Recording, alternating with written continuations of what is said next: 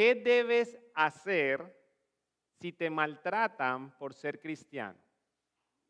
¿Qué hacer cuando nos maltratan por ser cristianos? Es el tema que voy a desarrollar hoy y para ello les invito a que abran sus Biblias en Hechos capítulo 21 y los versículos que nos corresponde estudiar hoy empieza desde el versículo 26. Mi intención es cubrir desde el 26 al 36, pero la primera porción que vamos a leer solo será del versículo 26 al 28. Entre tanto, mientras que ustedes encuentran Hechos 21, aprovecho para mencionar que según el contexto, la unidad de la iglesia estaba siendo atentada con rumores que se estaban esparciendo y a raíz de eso Santiago y los demás pastores de Jerusalén le pidieron a Pablo que fuera al templo y participara en la ceremonia judía de purificación junto a 4 hombres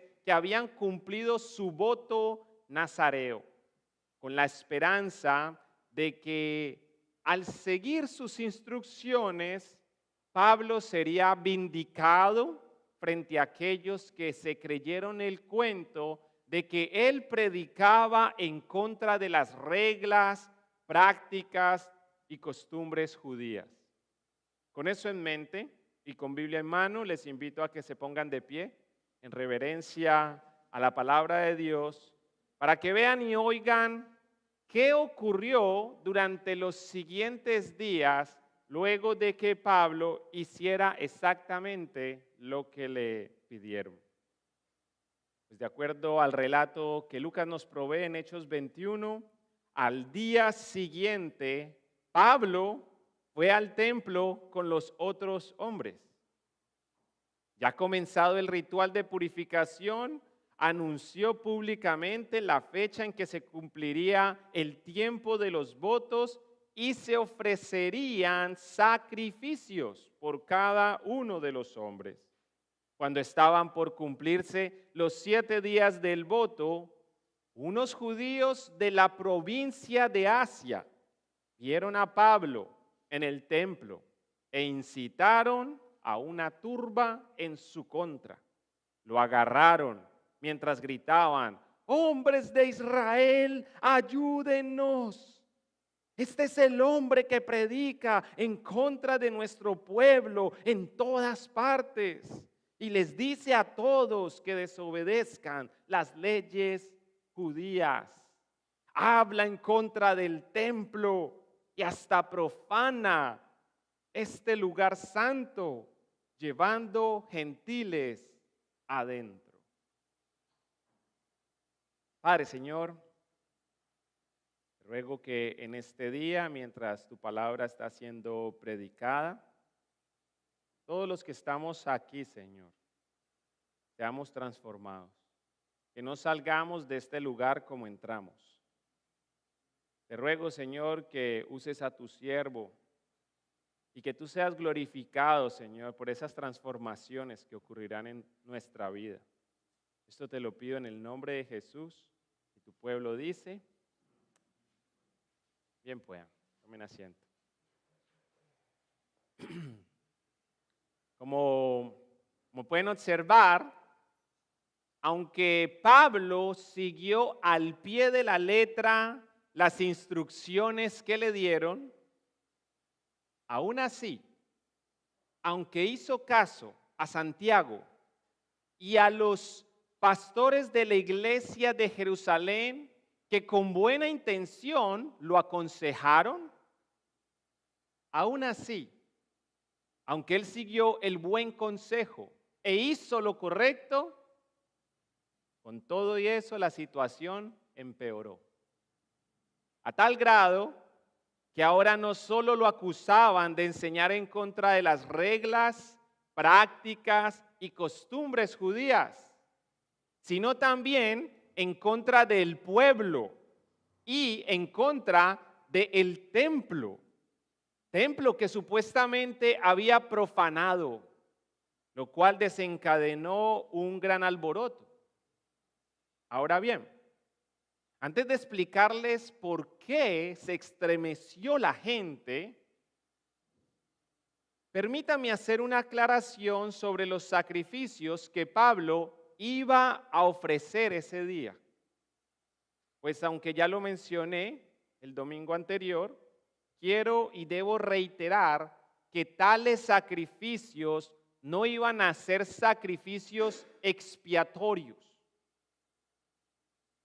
Y usted se preguntará, ¿y qué es expiación? ¿Qué es eso de expiatorio? Bueno, son los sacrificios que se hacían para expiar, no para espiar, sino para expiar los pecados de las personas. Y usted dirá, me dejó en la misma porque yo no sé qué es expiar. Bueno, cuando hablamos de expiación o de expiar, se está hablando de cancelar.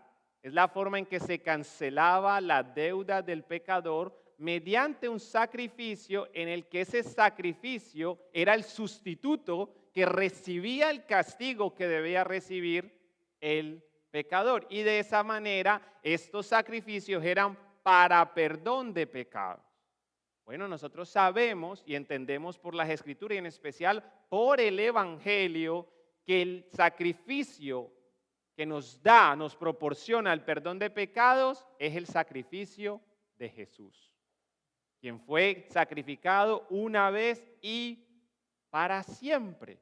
Entonces, por eso necesito recalcar, reiterar, de que el sacrificio que iba a ofrecer Pablo y todos los demás que andaban con él no era un sacrificio expiatorio para perdón de pecados, sino que era un sacrificio de consagración para expresar dependencia y gratitud a Dios una vez cumplieran el tiempo de sus votos. Sacrificios que no alcanzaron a realizar. Pues como dice el versículo 27, cuando estaban por cumplirse los 7 días del voto, unos judíos, no de Jerusalén, sino que eran unos judíos de la provincia de Asia, vieron a Pablo en el templo e incitaron una turba en su contra, lo cual nos arroja una pista de quienes empezaron el rumoreo que se esparció en contra de Pablo. Pues como ven, Pablo anduvo tranquilo en el templo varios días entre los judíos de Jerusalén hasta que llegaron los judíos de la provincia de Asia con acusaciones similares a las que ya se decían y se oían entre los creyentes de allí. Y si bien el texto no especifica por qué los judíos de Jerusalén no atacaron a Pablo durante los primeros 6 días que fue al templo, no se sabe si fue porque lo que les hacía falta era esas personas que envenenan e impulsan a los demás a comenzar estas turbas, o si simplemente no lo reconocían, porque es razonable suponer que quizás no lo reconocieron, no solo porque habían transcurrido varios años desde que Pablo se mudó de Jerusalén. Algunos eruditos e historiadores calculan que se puede decir que Pablo salió de Jerusalén y si bien él vino algunas veces de visita, pero eran visitas muy cortas, Pablo había salido unos 20 años atrás de Jerusalén. Ya habían pasado varios años y por ende no lo reconocían no solo por los años que habían transcurrido, sino también por el desgaste y las heridas que Pablo sufrió a raíz de su encarcelamiento y las múltiples palizas que recibió durante los viajes que realizó entre Hechos 14 y Hechos capítulo 19, lo cual incluye una ocasión en la que en Hechos 14 lo apedrearon. En pocas palabras, es posible que los judíos de Jerusalén no hayan atacado a Pablo los primeros días porque estaba irreconocible debido a su edad, a lo agotado que estaba y a sus muchas cicatrices, las cuales aumentarían debido a la golpiza que recibió ese día fuera del templo, luego de que lo acusaran de profanar el lugar santo. Pues como explica el versículo 29, más temprano ese día lo habían visto, ¿en dónde? En la ciudad. ¿Qué nos indica esto? Que mientras Pablo estaba cumpliendo con esos votos, eso no quiere decir de que esos 7 días él iba a pasar las 24 horas en el templo. No, él iba, salía del templo, regresaba. Y en una de esas salidas, él estaba en la ciudad. Y ahí lo vieron. ¿Con quién? Con Trófimo. Trófimo es uno de los misioneros que ha estado viajando con Pablo. En la lista que aparece en Hechos capítulo 20, ahí aparece Trófimo. Y como bien dice Lucas, este era un gentil, o sea, una persona que no es judío, era un gentil de la ciudad de Éfeso, o sea, de la provincia de Asia, de donde habían venido estos que estaban formando el desorden. Por lo cual, como lo vieron en la ciudad con Trófimo, ¿qué hizo esta gente? Supusieron que Pablo lo había llevado al templo. Fue una suposición.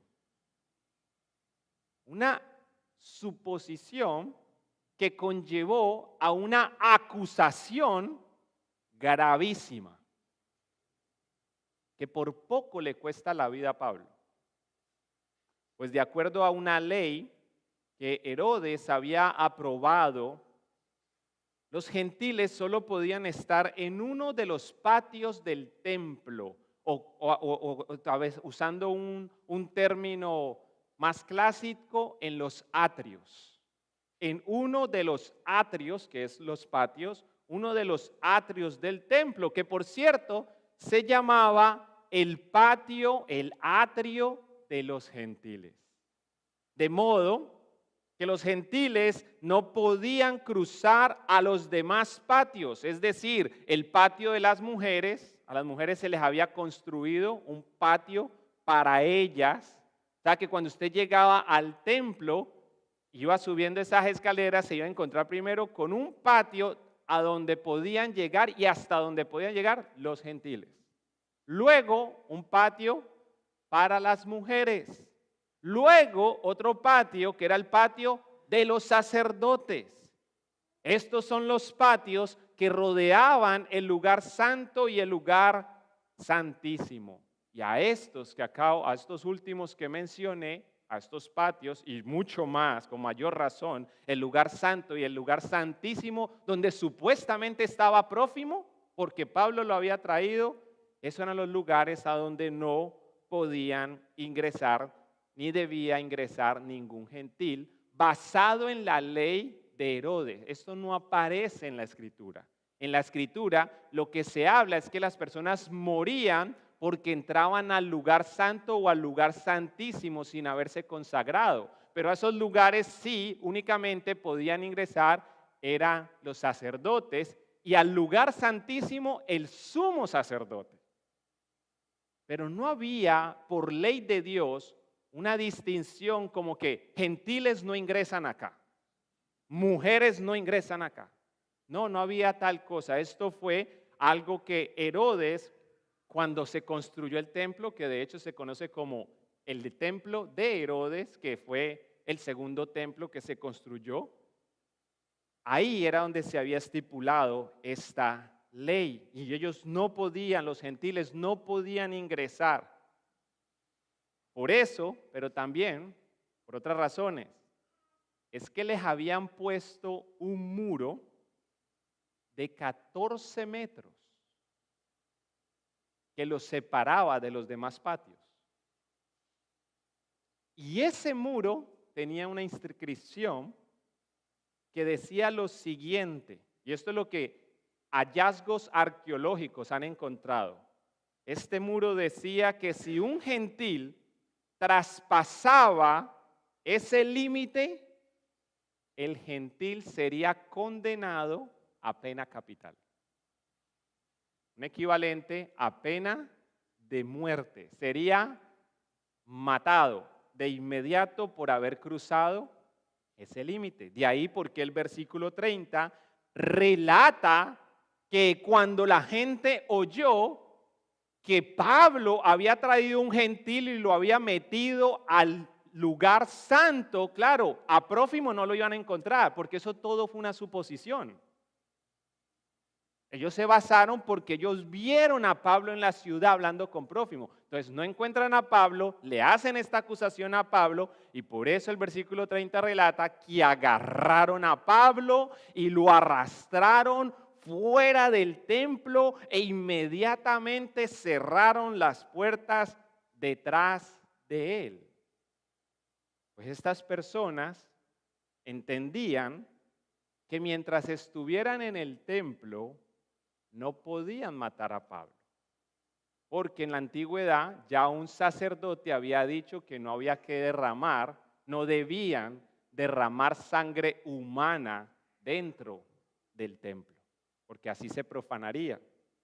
Lo cual dio tiempo para que le avisaran al comandante en turno sobre el alboroto que se había desencadenado. Pues gracias a Dios, y esto es pura providencia de Dios, mis hermanos, gracias a Dios, Pablo contó con la bendición de que Herodes había construido una torre llamada la Torre de Antonia, una torre al lado del templo, resguardada por una brigada de militares, a quienes se les había asignado la tarea de conservar el orden, porque Herodes sabía de las revueltas que podían formar los judíos. Y ellos, ¿qué debían hacer? Conservar el orden y en caso que hubiera una turba, hacer presencia para que así se apaciguaran las peleas, tal y como hicieron cuando llegaron al lugar de los hechos. Pues de acuerdo al versículo 32, cuando la turba vio que venían estos militares, cuando vio que venían el comandante y las tropas, dejaron de golpear a Pablo. A quien golpearon sin saber, sin tan siquiera saber quién era o qué hizo. En pocas palabras, lo que algunos supusieron no solo produjo un gran disturbio, sino también mucha confusión. A tal grado que aún el comandante quedó confundido cuando quiso saber quién era Pablo y qué había hecho. Pues como dice el versículo 34, unos gritaban una cosa y otros otra. De hecho, la próxima semana vamos a ver que esta gente, cuando lo arresta, estos militares, de repente oyen a Pablo hablando en otro idioma y ellos dicen, ay, nosotros pensamos que tú eras egipcio. O sea, le habían hecho un cuento al Pablo que hasta egipcio lo habían vuelto. Pero eso era una de las versiones, porque habían muchas versiones. Unos gritaban una cosa y otros otra, y por ende, como el comandante no pudo averiguar la verdad entre todo el alboroto y la confusión, ordenó que llevaran al Pablo a la fortaleza, es decir, a la torre.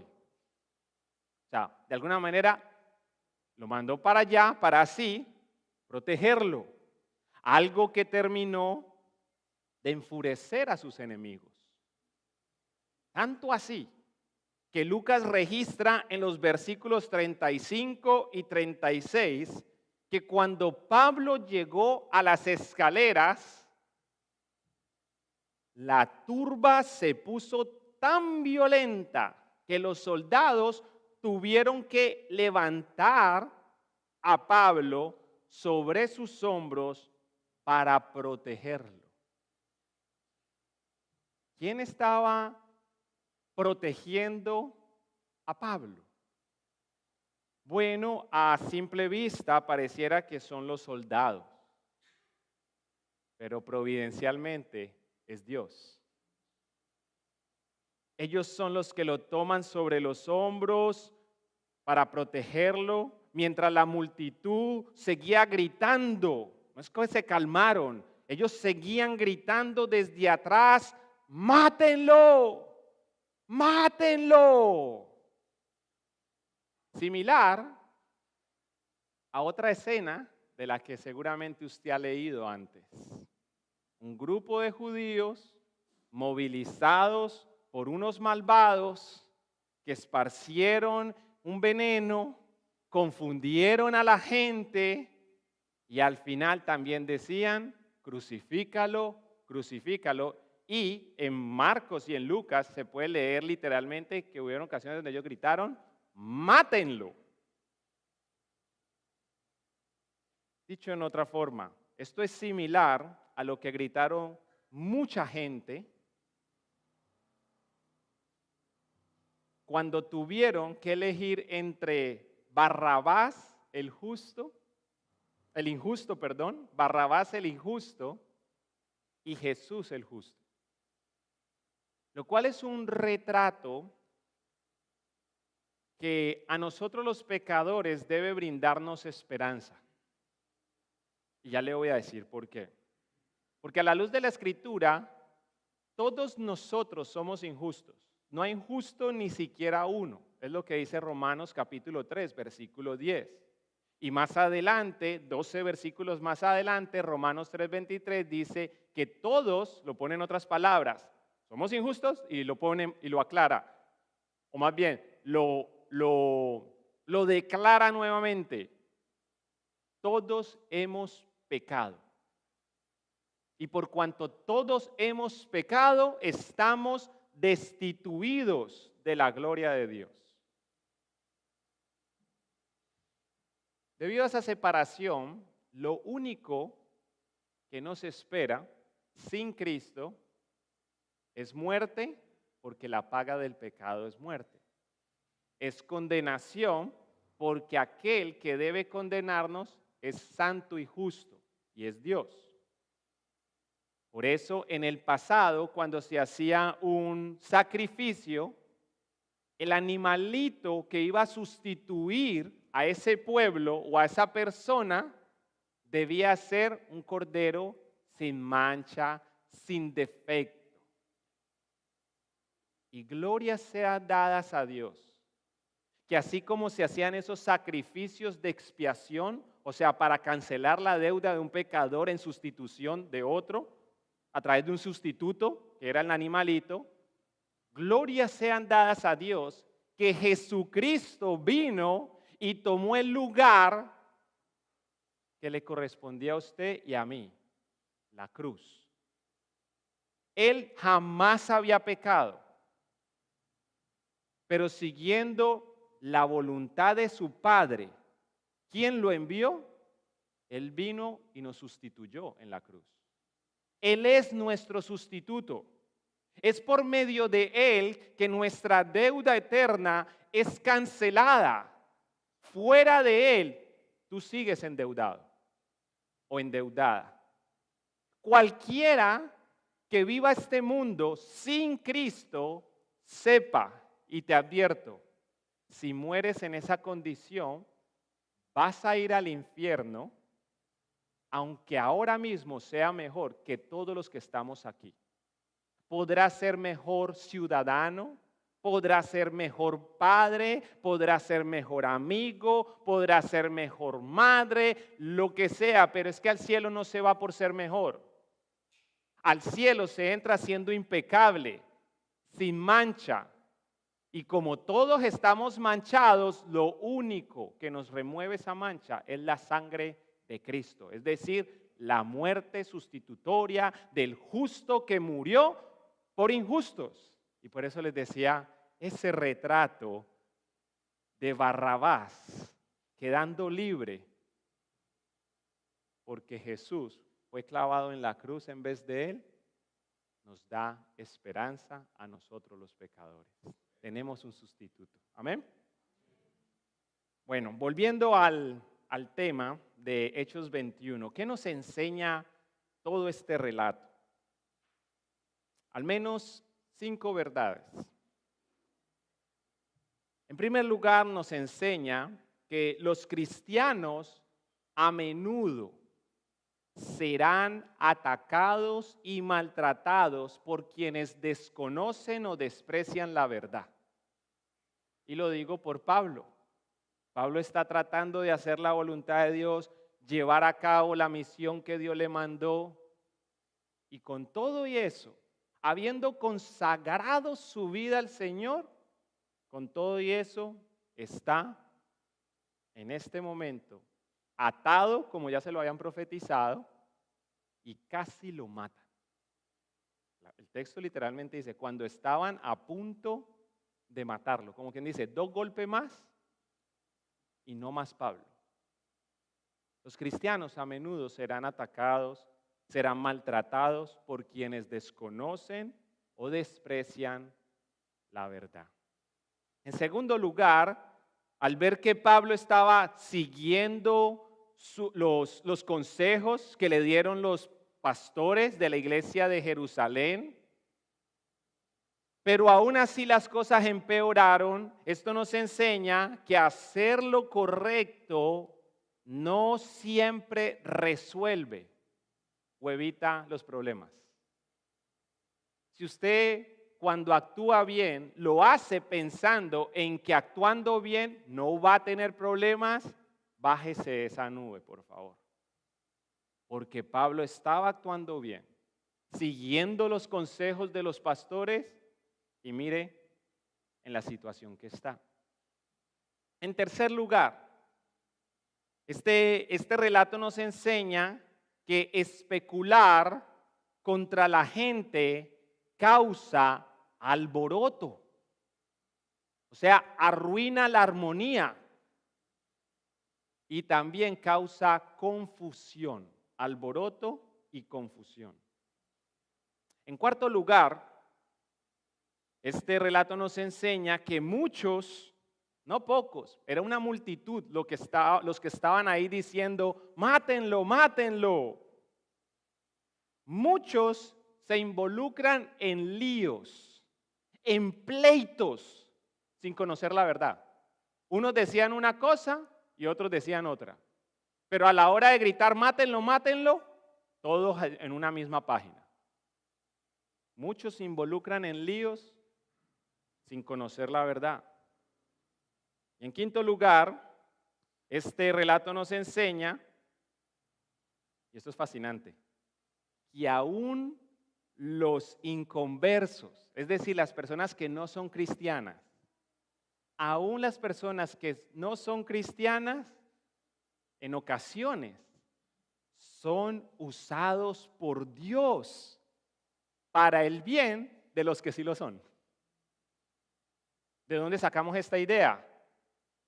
De los soldados que intervinieron, aparecieron, no porque ellos amaban a Pablo y venían a defenderlo. Ellos ni sabían que era Pablo, pensaron que era un egipcio, lo veremos la próxima semana.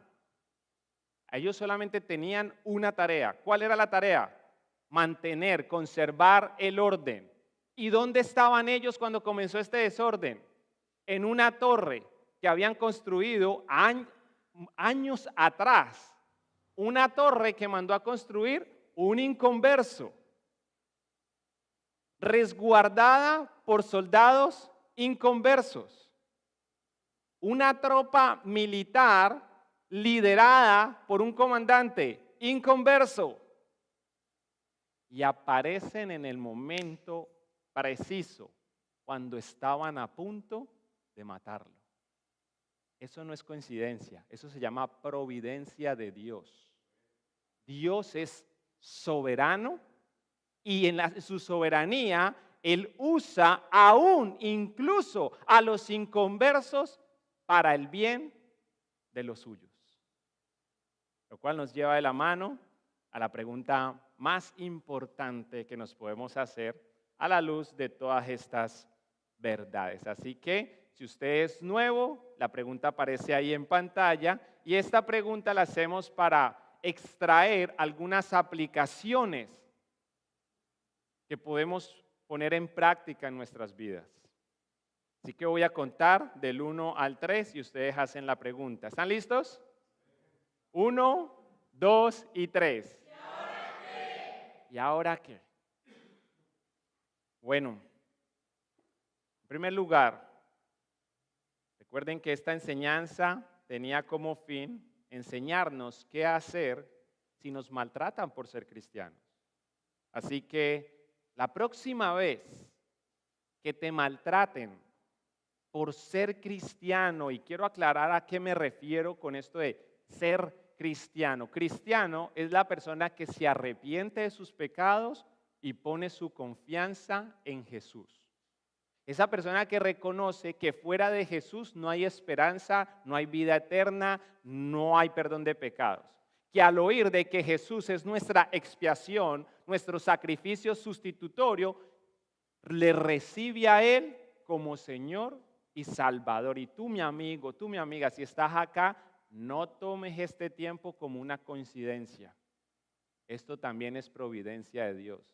Dios te trajo aquí para rescatarte de un peligro mayor que el de Pablo. Porque Pablo iba a morir y al final murió. De alguna manera vamos a morir todos. Pero tú llegas a morir sin Cristo, no solamente es la muerte física la que vas a experimentar. Vas a experimentar también la muerte eterna. Así que arrepiéntete de tus pecados, confía en Jesucristo, reconócelo como Señor y Salvador. Y esto, así, nos convierte a nosotros en cristianos. ¿Cómo se nota eso? Bueno, esto no solamente es una profesión verbal, esto es un cambio de vida, esto es progresivo. ¿Por qué? Porque ahora yo ya no ando como yo quiero andar o como me place, sino que progresivamente comienzo a andar cada día más como Jesús anduvo. O sea, como que por donde se metió Jesús, por ahí es donde yo me meto. Entonces yo tenía la costumbre de hacer las cosas de una manera, porque así lo hace el mundo, porque así lo hace mi familia, porque así lo hacen mis amigos.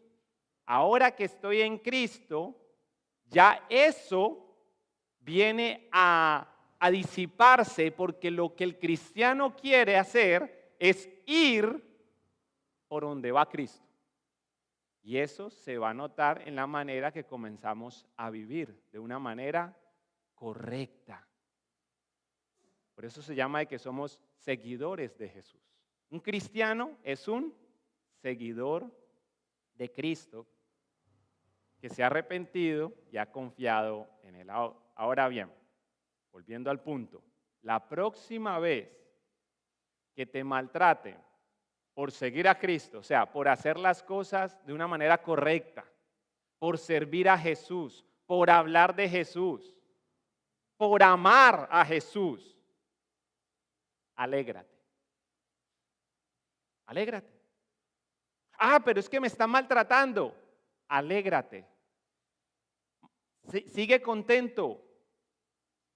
De acuerdo a Mateo, de acuerdo a Jesús, a lo que escribió Mateo, en Mateo 5, 11, 12, Dios los bendice a ustedes cuando la gente les hace burla y los persigue y miente acerca de ustedes y dice toda clase de cosas malas en su contra porque son mis seguidores, dice Jesús.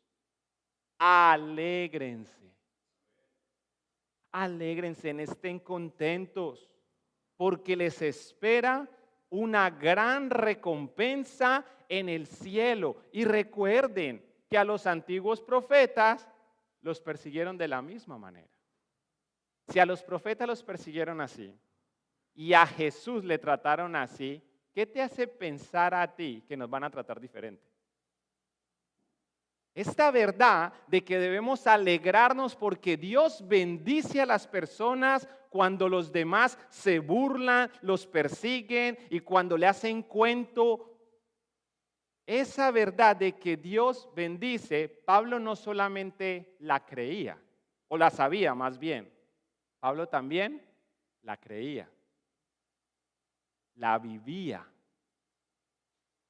y la enseñaba. A tal punto que en 2 Corintios capítulo 12, 10 no va a aparecer en pantalla, son dos textos que se me vinieron a la mente esta mañana, ya había mandado los textos.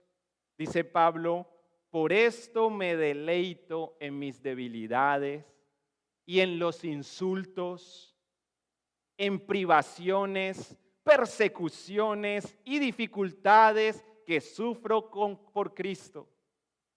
Pues cuando soy débil, entonces soy fuerte. Y a eso Pablo le suma en Filipenses capítulo 1, versículo 29, pues a ustedes se les dio no solo el privilegio de confiar en Cristo, sino también el privilegio de sufrir por Él. Así que cuando te maltraten por ser cristiano, alégrate. Dios sabrá cómo bendecirte si soportas esas persecuciones. En segundo lugar, vimos que Pablo siguió los consejos de los pastores y aún así las cosas se empeoraron.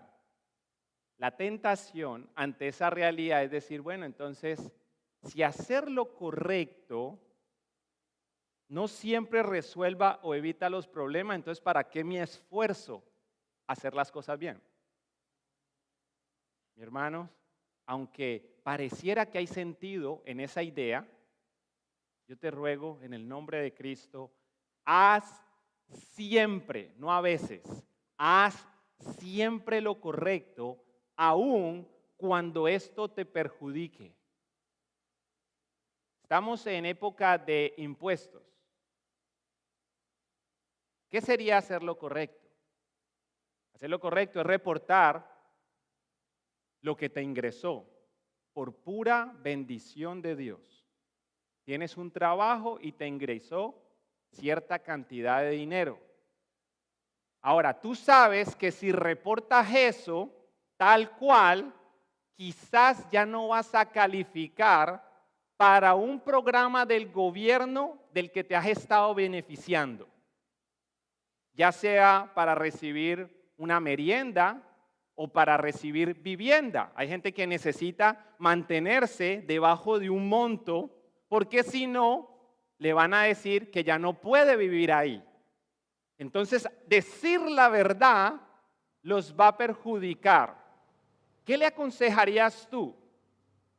Bueno, yo he escuchado directamente de personas que se identifican como creyentes que digan cosas como esto. Mira, hijita,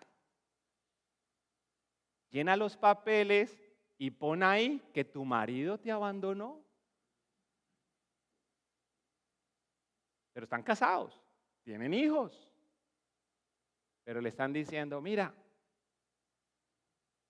haz esto, miente, para que así adquieras el beneficio.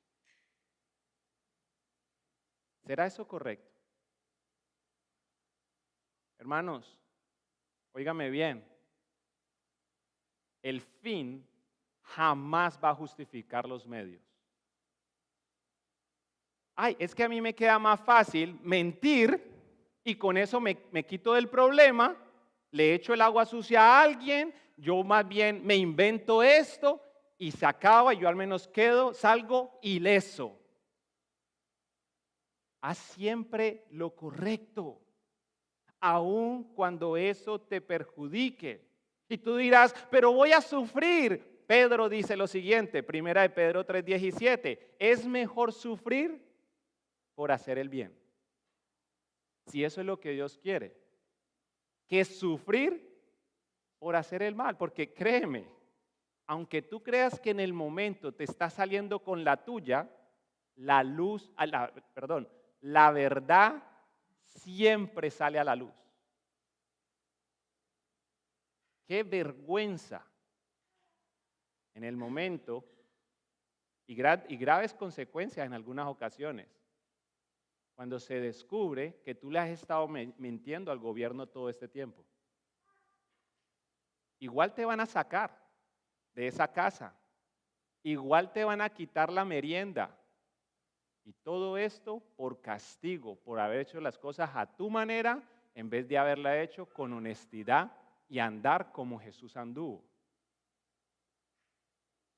Hermanos, es mejor sufrir por hacer el bien, si eso es lo que Dios quiere, que sufrir por hacer el mal.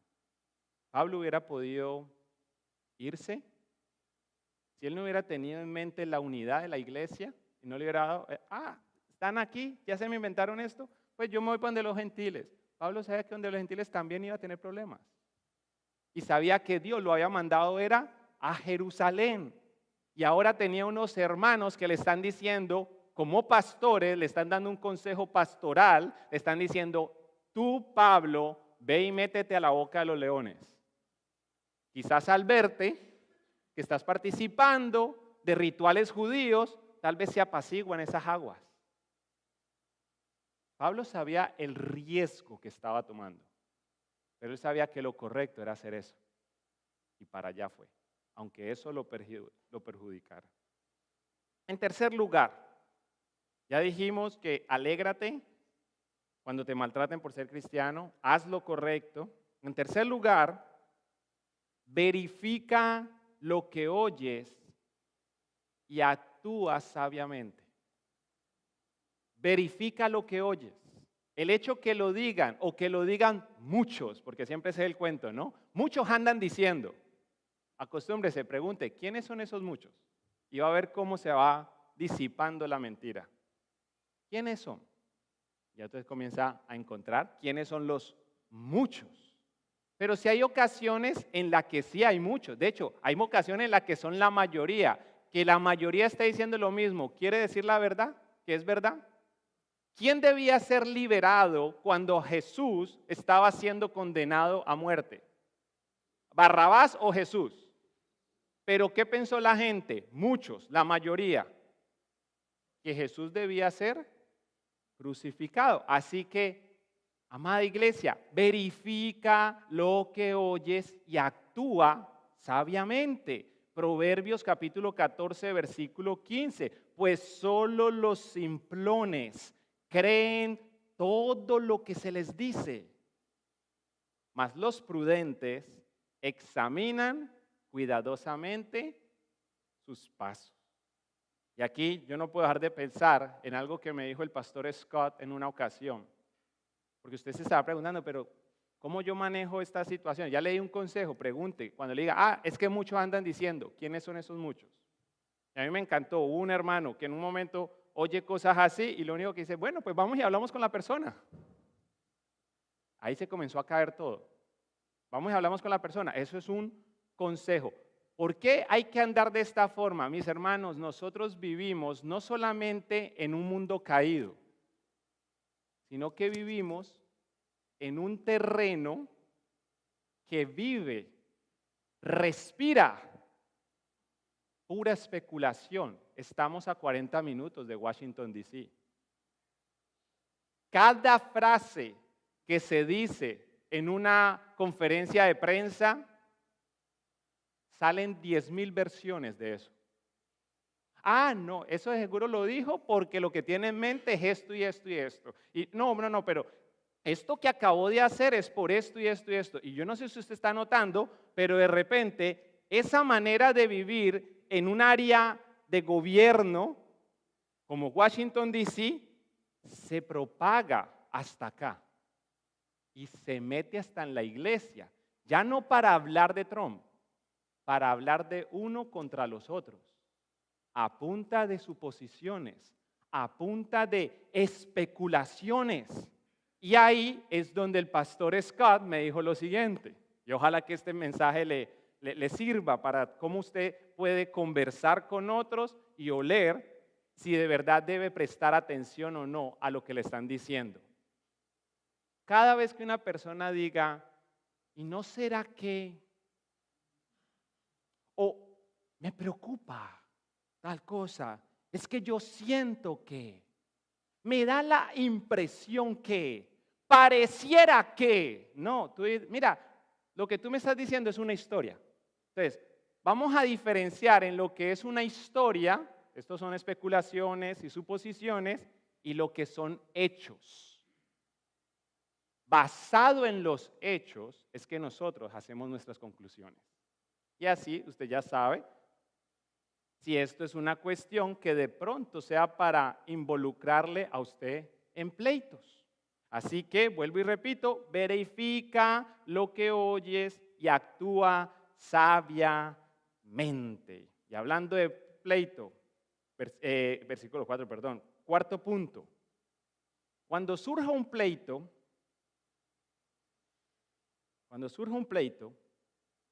sé prudente, sé justo y sé honesto.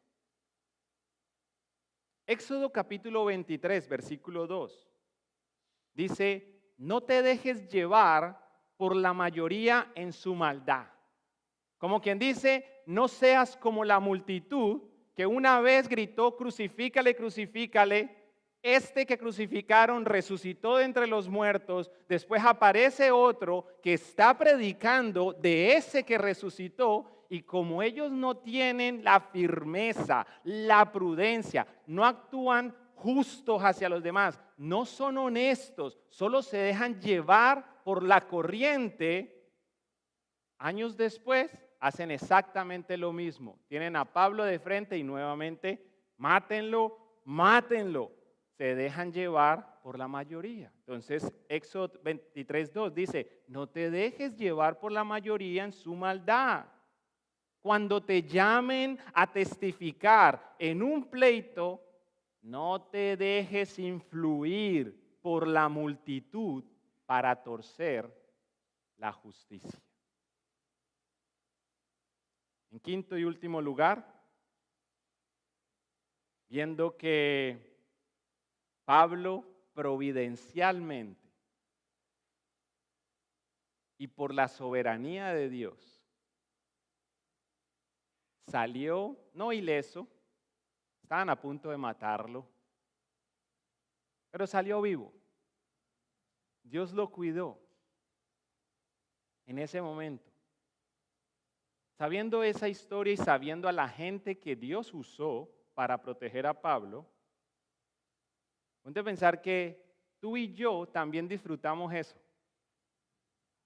¿Son todos sus jefes creyentes? ¿Es para ti una bendición tener un trabajo? ¿Por medio de quién te está bendiciendo hoy Dios? Hay personas inconversas que nos han ayudado, nos han arreglado el carro. Un día que se nos ponchó la llanta, lo que apareció fue un musulmán. Nos echó la mano, nos ayudó a hacer eso que no sabíamos hacer. Alguien mientras que estábamos quitando la nieve, sin pinta de cristiano y ni siquiera con pinta de musulmán, apareció de repente esa mujer que tenía un puntico aquí, rojo, y ella fue la que te ayudó.